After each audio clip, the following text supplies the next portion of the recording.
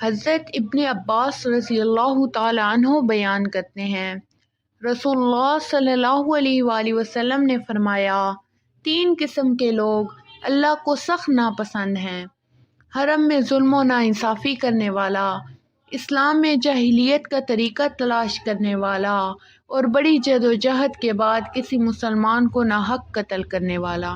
حضرت ابو ہریرہ رضی اللہ تعالیٰ عنہ بیان کرتے ہیں، رسول اللہ صلی اللہ علیہ وآلہ وسلم نے فرمایا، میری ساری امت جنت میں جائے گی بجز اس شخص کے جس نے انکار کیا۔ عرض کیا گیا، کس نے انکار کیا؟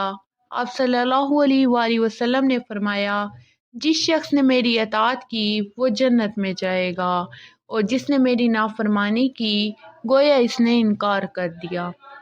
حضرت انس بیان کرتے ہیں، 3 اشخاص نبی صلی اللہ علیہ وآلہ وسلم کی عبادت کے متعلق پوچھنے کے لیے نبی صلی اللہ علیہ وآلہ وسلم کی ازواج مطہرات کے پاس آئے۔ جب انہیں اس کے متعلق بتایا گیا تو گویا انہوں نے اسے کم محسوس کیا، چنانچہ انہوں نے کہا، ہماری نبی کریم صلی اللہ علیہ وآلہ وسلم سے کیا نسبت؟ اللہ نے تو ان کی اگلی پچھلی تمام خطائیں معاف کر دی ہیں۔ ان میں سے ایک نے کہا، میں تو ہمیشہ ساری رات نماز پڑھوں گا۔ دوسرے نے کہا، میں دن کے بعد ہمیشہ روزہ رکھوں گا اور افطار نہیں کروں گا، اور تیسرے نے کہا، میں عورتوں سے اجتناب کروں گا اور میں کبھی شادی نہیں کروں گا۔ نبی کریم صلی اللہ علیہ وآلہ وسلم ان کے پاس آئے اور پوچھا، تم میں سے وہ کہاں ہیں؟ اللہ کی قسم میں تم سے زیادہ اللہ سے ڈرتا ہوں اور تم سے زیادہ تقوی رکھتا ہوں، لیکن میں روزہ بھی رکھتا ہوں اور افطار بھی کرتا ہوں، رات کو نماز پڑھتا ہوں اور سوتا بھی ہوں، اور میں عورتوں سے شادی بھی کرتا ہوں، بس جو شخص میری سنت سے اعراض کرے وہ مجھ سے نہیں۔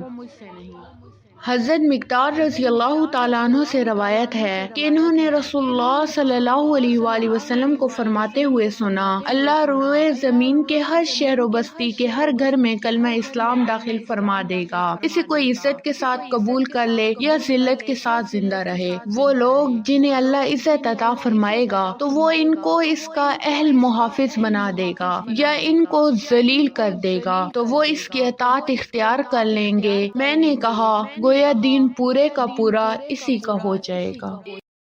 عزیز دوستوں، اس طرح کی مزید ویڈیو دیکھنے کے لیے چینل کو سبسکرائب کریں، ویڈیو کو شیئر لازمی کریں۔ جزاک اللہ۔